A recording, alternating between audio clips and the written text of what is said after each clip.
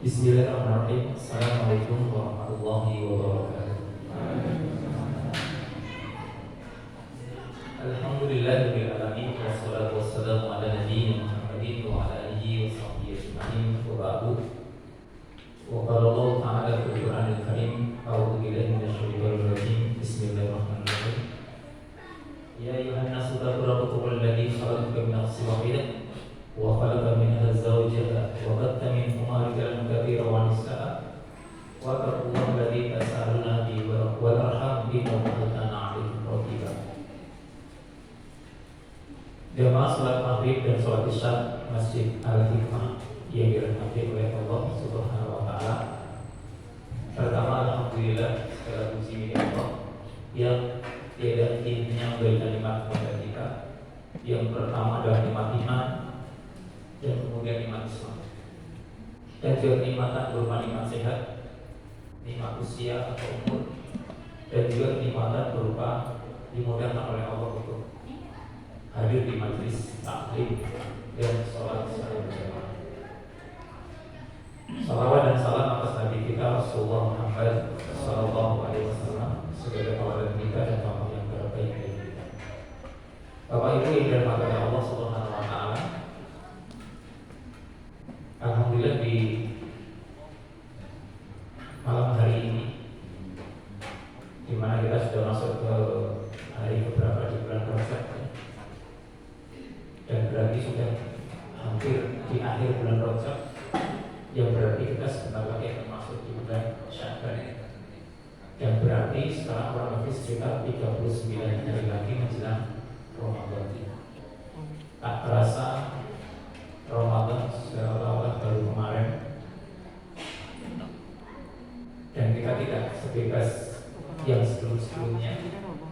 Sekarang sudah mau Ramadan lagi, dan ya inilah mungkin di antara kesibukan kita, aktivitas kita, sampai kadang-kadang kita lalai dan tidak lupa pada waktu kita.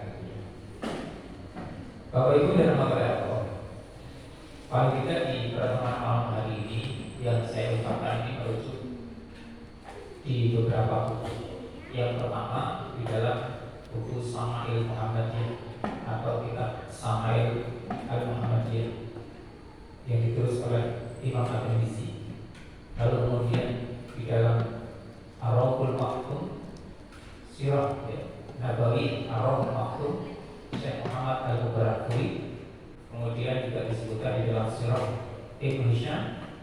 Lalu kemudian juga disebutkan di dalam Iya'uluddin, dan kemudian disebutkan juga dalam satu buku yang ditulis oleh Dr. Saki Al-Qur'an di dalam tulisannya Rasulullah Super Leader Super Manager. Dan dalam satu buku lagi yang satu judulnya adalah Ta'abun Muhammad. Nah, Bapak Ibu yang dirahmati oleh Allah, mengawali di dalam pembahasan kita tentang kesederhanaan Rasulullah ini sebenarnya sudah disebutkan di dalam penjelasan di dalam kitab Sama'il Muhammadiyah, kitab Sama'il Al-Muhammadiyah Imam At-Tirmizi.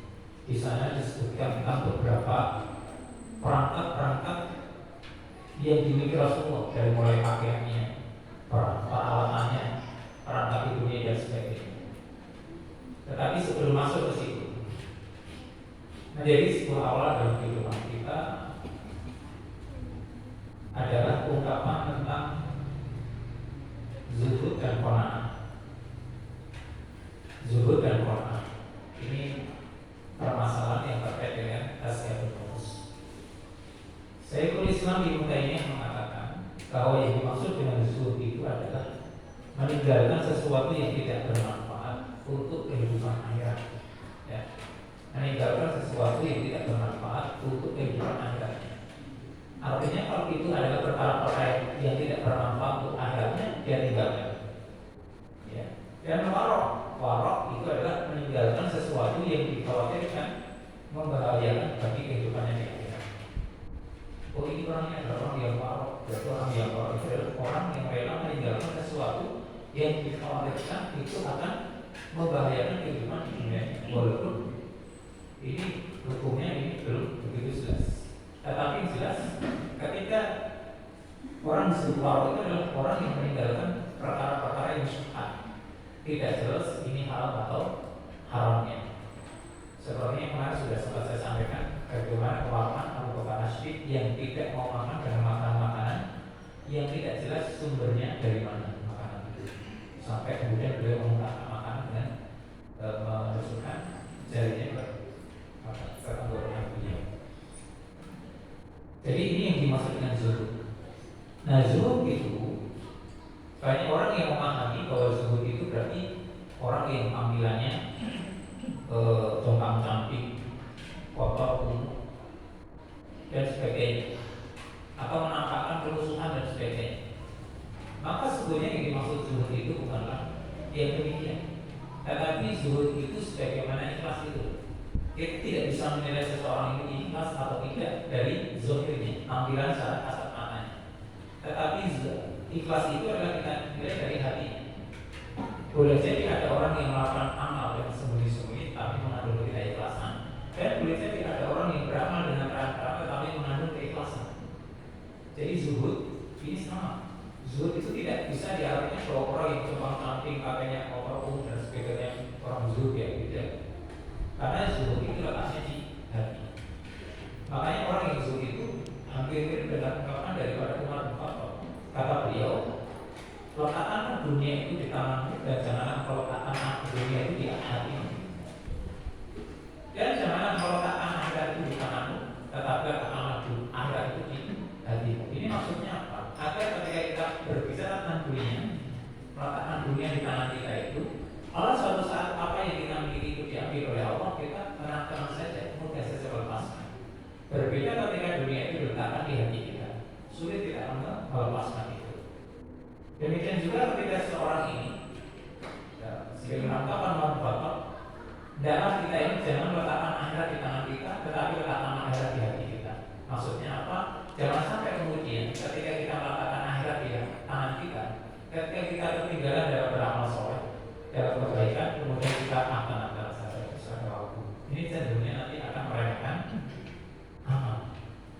Maka letakkan akhirat itu di hati kita. Maksudnya apa? Kalau dia ketinggalan ibadah, ketinggalan amal soleh, dia merasakan ada sesuatu yang kurang di dalam hati. Tetangga saya pada masjid, tetangga saya pada ibadah di masjid, sholat jamaah, ngaji dan sebagainya, saya tetap tinggal, ada perasaan yang tidak enak. Ini kan orang yang meletakkan akhirat di hatinya.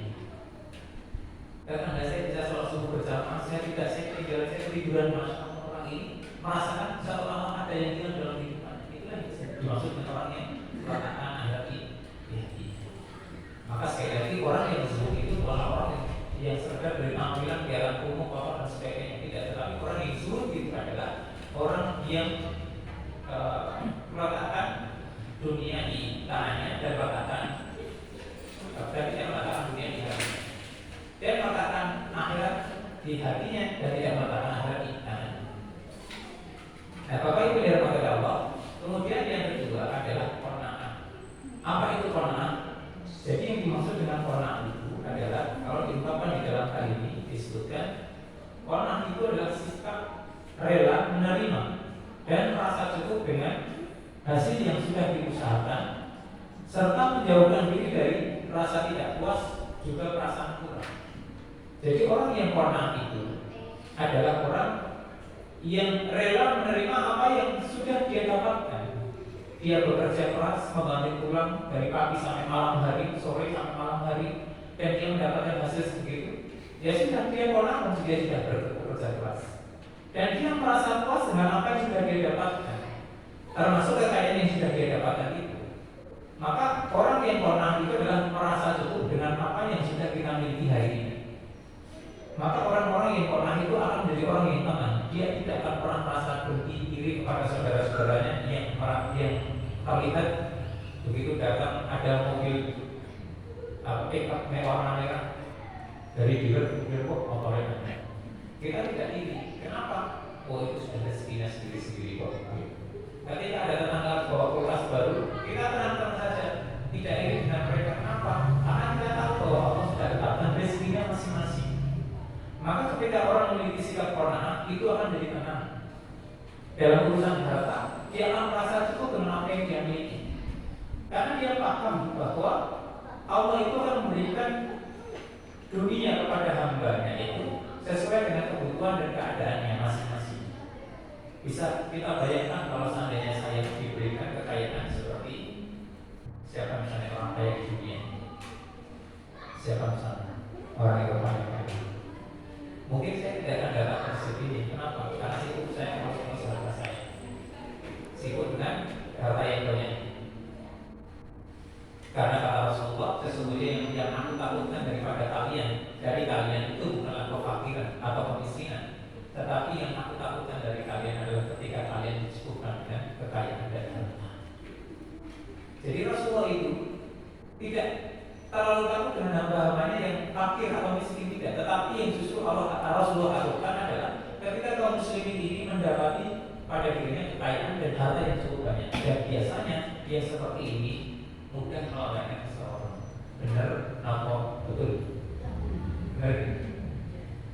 Biasanya orang diberikan oleh Allah kefakiran, kemiskinan, banyak utang, banyak masalah dan sebagainya. Kira-kira yang biasanya didatangi mana? Masjid. Tetapi ketika dia sudah mendapatkan kecukupan, kira-kira yang didatangi mana? Mall. Ya, gitu. Sehingga lalai dengan kehidupan dia ketika dia sebelum dapatkan kenikmatan itu. Maka benar kata Rasulullah ini. Nah, Bapak Ibu dirahmati oleh Allah Subhanahu wa taala, ini dua hal bukan zuhud, warok dan qanaah. Maka mestinya kita mengatakan sesuatu pada tempatnya.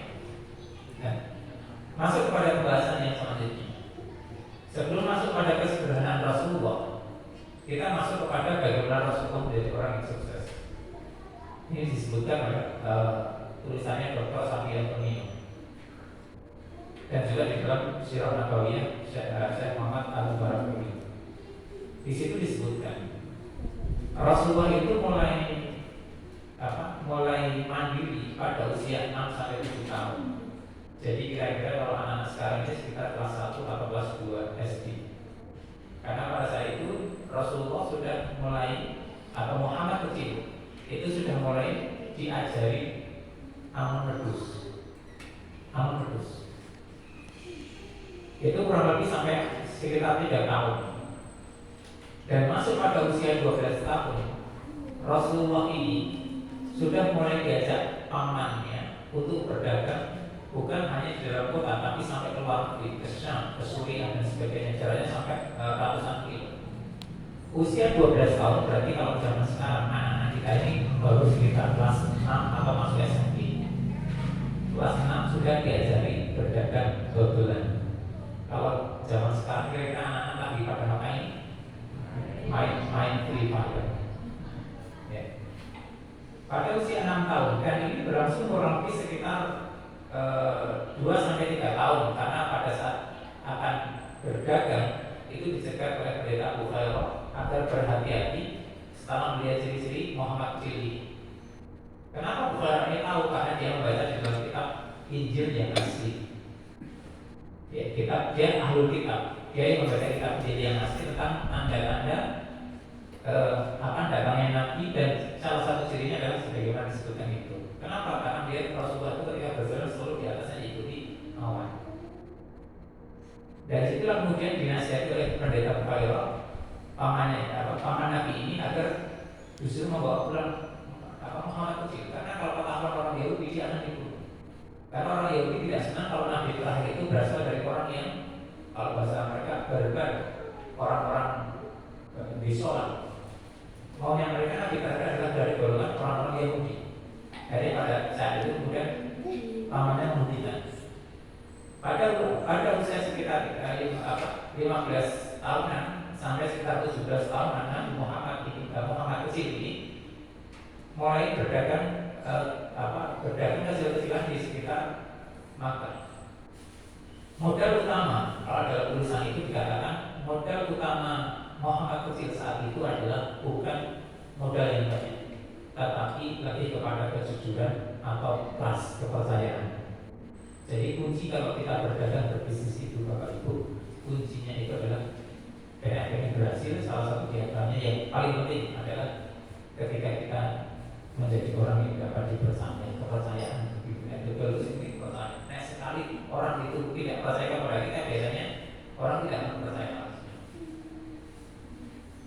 sekitar jalan Parangtritis dulu ada namanya salah satu warung soto, dagingnya cukup banyak. Kalau jualan itu dagingnya sotonya banyak. Tapi rupanya dia mencampurkan daging sapi itu dengan daging babi. Awalnya banyak orang kalau beli antri, tapi setelah itu orang tidak percaya lagi setelah dicek sama pemerintah setempat yang ngurusi tentang makanan yang diberikan, ternyata dia mencampurkan itu. Setelah itu warungnya ini habis. Kenapa? Karena dia tidak bisa menjaga kepercayaan orang.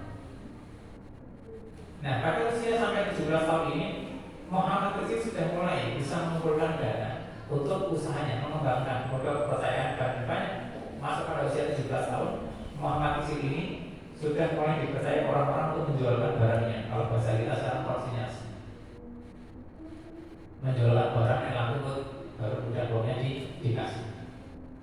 Itu sampai kira-kira sekitar usia 20 tahun ini sudah mulai berhasil. Dan pada usia 20 tahun ini sampai kira-kira sekitar 25 tahun, Nabi Muhammad ini sudah mulai kelihatan keberhasilannya menjadi seorang pedagang.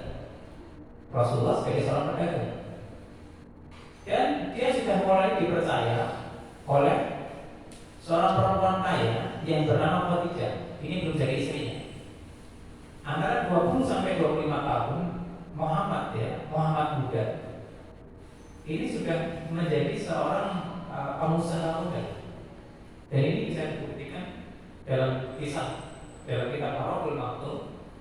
Pada usia 25 tahun, Rasulullah ini mampu memberikan mahar untuk calon istrinya yang sekaligus menjadi owner pemilik dari perusahaan yang beliau sebagai manajernya. Memberikan mahar untuk Khadijah saat itu yang berusia 40 tahun dengan 20 ekor unta. Satu ekor unta berapa, Pak?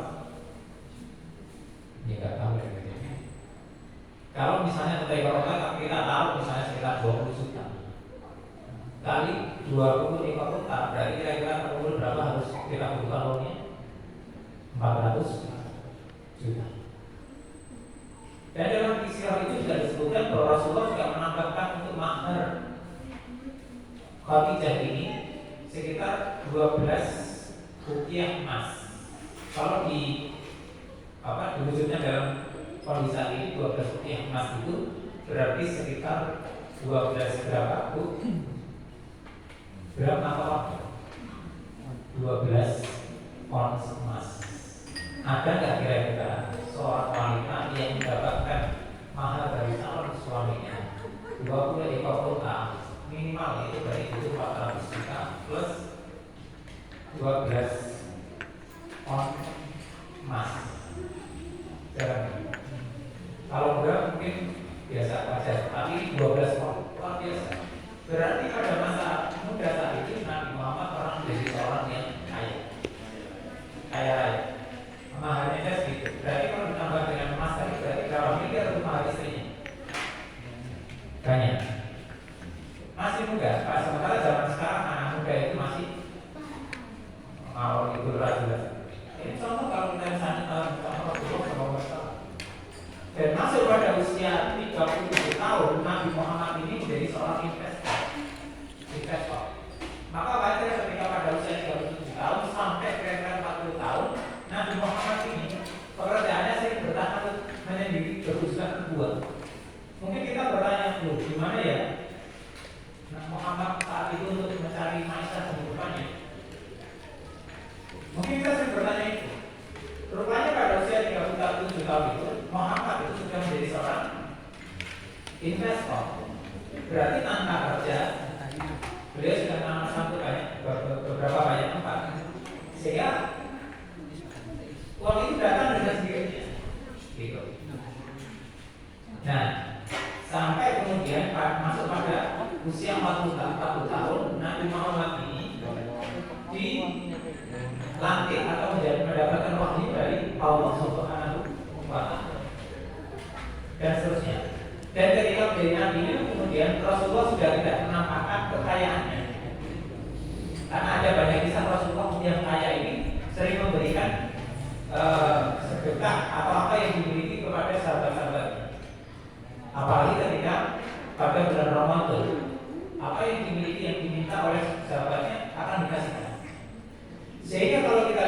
dalam satu tulisan Dr. Sapi yang mengatakan Rasulullah itu adalah orang yang dulunya pernah menjadi orang yang miskin, pernah menjadi orang yang kaya, pernah menjadi orang yang sedang-sedang saja, dan pada akhirnya menjadi orang yang tidak punya apa-apa.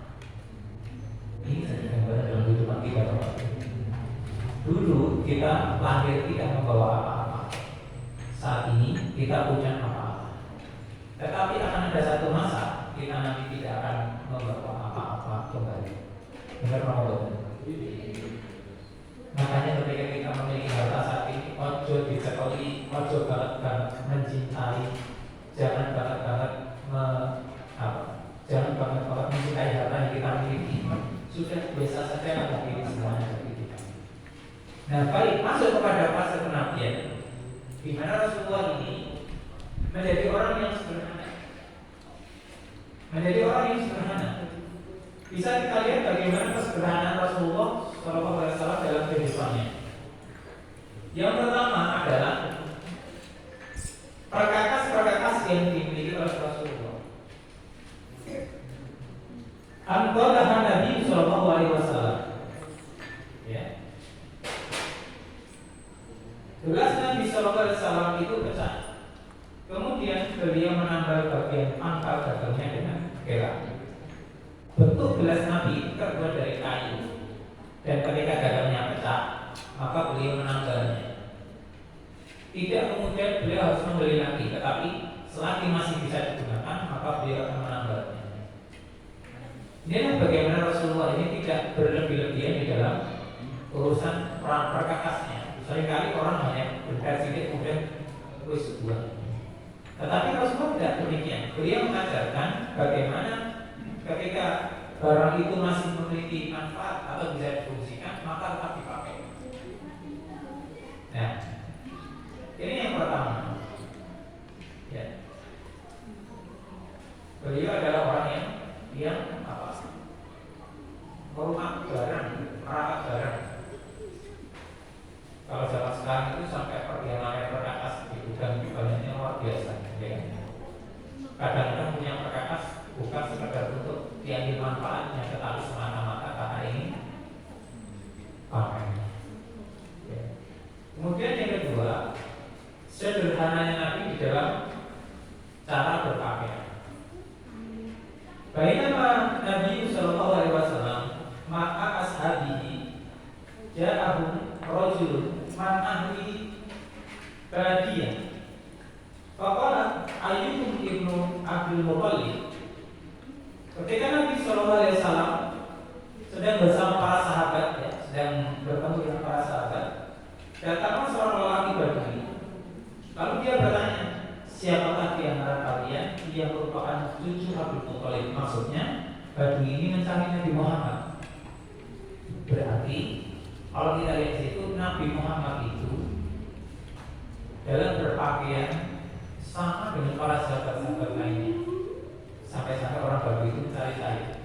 Beda kalau misalnya Nabi Muhammad berpakaian karena seorang pemimpin dan berpakaiannya mewah, mungkin akan tahu. Tetapi Nabi Muhammad ini berpakaian layaknya seperti sahabat-sahabat yang lain. Ini persis dengan apa yang dilakukan oleh Umar bin Khattab sebagai sahabat yang lain. Umar itu suatu saat dicari oleh seorang Yahudi, ingin melaporkan tentang kondisi di tempatnya, karena Umar adalah seorang khalifah. Ingin orang Yahudi ini melaporkan tentang gubernur yang ada di tempatnya. Dia cari-cari mana khalifah di mana. Ternyata khalifah Umar bin Khattab itu sedang tiduran di bawah pohon kurma. Dikira yang namanya khalifah tempatnya kerajaan besar gitu. Tapi ternyata di bawah pohon kurma. Dia kaget. Ini khalifah kaum muslimin.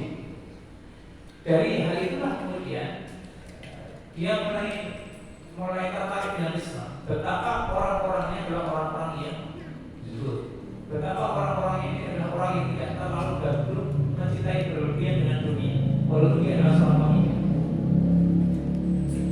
Dan dalam riwayat yang lain disebutkan, ya, orang Badui ini, ketika Nabi Sallallahu Alaihi Wasallam sedang bersama para sahabat, datanglah seorang lelaki yang menunggang unta, lalu ia memikirkan untanya di pinggir masjid. kemudian melihatnya, kemudian dia bertanya, siapa di antara kalian yang bernama Muhammad?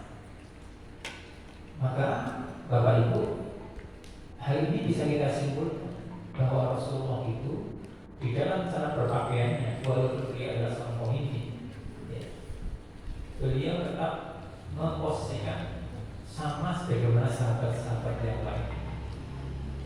Mampu nggak Rasulullah berpakaian mewah? Mampu, tetapi beliau ini ingin menjaga diri, ingin memberikan contoh kepada umatnya agar tidak berlebih-lebihan di dalam berpakaian. Di mana saat ini yang namanya orang punya pakaian itu sampai sekamar, selemari penuh, sekamar kadang-kadang beli tetapi tidak dipakai, sekali beli tetapi hanya untuk koleksi. Apa manfaatnya? Pada dalam Islam itu hendaknya tidak demikian. Yang namanya pakaian ya pakaian yang tidak sejati koleksi, tidak dipakai, namanya melakukan kemubadilan. Ya. Kalau ibu bagaimana tuh punya koleksi banyak? Enggak. Jadi ada orang yang demikian sampai punya koleksi banyak luar biasa. Nah, Bapak Ibu tidak tahu. Kemudian yang selanjutnya, Nabi meminta rezeki itu sekadar kebutuhan pokok. Jadi ketika beliau ini memohon kepada Allah, bukan kemudian beliau memohon agar Allah kayakan beliau, tidak. Ya Allah kayakan kami, ya Allah berikan kekayaan yang banyak kepada kita. Rasulullah hanya berdoa, Allahumma ja'al rizqa ali Muhammadin mudah. Ya Allah, jadikan rezeki keluarga Muhammad itu berupa makanan yang secukupnya. Jadi tidak sampai berlebihan. Makanan yang secukupnya. Banyak orang yang kemudian menimbun makanan sebanyak-banyaknya. Ya. Ini realitas dalam kehidupan kita. Dan yang lebih parah lagi, ketika makan makanan itu kadang-kadang dimakan sedikit lalu dibuang. Pernah Bapak Ibu masuk ke hotel gitu kan, banyak makanan-makanan yang diambil sedikit kemudian dibuang. Pernah Bapak Ibu ikut itu kalau ada mantenan ya, wali terus. Bukankah ketika kita sedang duduk kita lihat sampai kita ada bekas makanan yang tidak habis gitu. Ini kan meninggalkan kemubadilan. Makanya ketika seseorang mau makan itu mestinya diukur kira-kira ada habis enggak. Kalau ingin merasakan opor, empol, empal, soto, bakso, ya dihitung ya. Nah, memang tidak merasa cukup, dia sudah ambil seperlunya mana yang paling enak, yang tidak ada makanan asam urat dan sebagainya. Ambil misalnya empal, tidak kemudian diambil makanan sedikit, kemudian dibuang bertahan, tidak lagi ngambil es krim, tidak lagi ngambil soto dan sebagainya. Ini diantara bentuk mubadilah. Dan ini sering terjadi pada hari ini. Banyak makanan-makanan yang kayaknya terbuang sia-sia. Rasulullah SAW mengajarkan kepada kita, di antaranya adalah agar seseorang itu dilakukan memenuhi kebutuhan pokoknya paling tidak cukup untuk kehidupannya. Tidak sampai kemudian menimbun sampai 7 turunan. Jadi terjadi di Indonesia itu. Orang yang kaya, satu orang kaya itu kekayaannya setara sekitar 45,5% dari Indonesia. Dan 10 orang terkaya di Indonesia itu dia menguasai sekitar 74,8% kekayaan Indonesia. Sehingga dari 25%-nya itu sisanya untuk kebanyakan orang, kebanyakan rakyat Indonesia. Kita harus 25% ini dibagi ke sekian banyak rakyat Indonesia. Sisanya berapa? Yang hanya diambil oleh segelintir orang tadi. Makanya jangan-jangan kemudian ada orang kaya punya pulau di beberapa tempat di Indonesia. Nonton tanah itu sama lagi tanah si bulan kita sama seperti bulan bulu tanah luar biasa. Bahkan saya menemukan ada orang itu punya truk itu sampai 1000, punya bego itu sampai hampir 50, bahkan dia membeli 7, luar biasa di daerah Kulon Progo.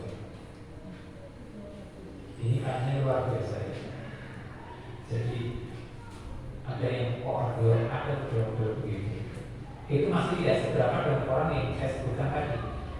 Sekitar 10 itu menguasai hampir 74% kekayaan yang ada di Indonesia. Ini karena tidak ada penerapan tadi.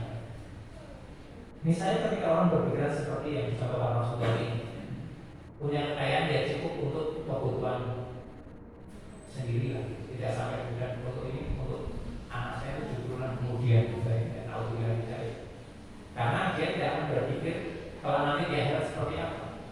Abdullah bin Auf itu selalu beliau ini selalu mengatakan kepada Ummul Mukminin Aisyah, selalu waktu lah bahasa itu. Ya Ummul Mukminin, saya khawatir dengan harta saya. Kenapa kamu khawatir wahai Abdurrahman? Apakah hartamu itu semakin sedikit? Kata Abdurrahman, bukan ya Ummul Mukminin. Yang saya khawatirkan bukan semakin sedikit harta saya, tetapi yang saya khawatirkan adalah semakin banyak harta saya. Jadi khawatirnya bukan tambah sedikit, ini tambah bukan. Nah, ARD mungkin khawatirnya kalau tambah sedikit. Makanya kemudian begitu Abdurrahman mendengar ungkapan dari Ummul Mukminin Aisyah mengatakan, ya Abdurrahman, sesungguhnya engkau termasuk di antara orang yang terakhir masuk surga. Kok bisa itu? Kenapa? Setelah dia merenung ternyata dia termasuk orang yang kaya. Karena orang yang kaya itu bisanya lebih susah daripada orang yang tidak punya apa-apa.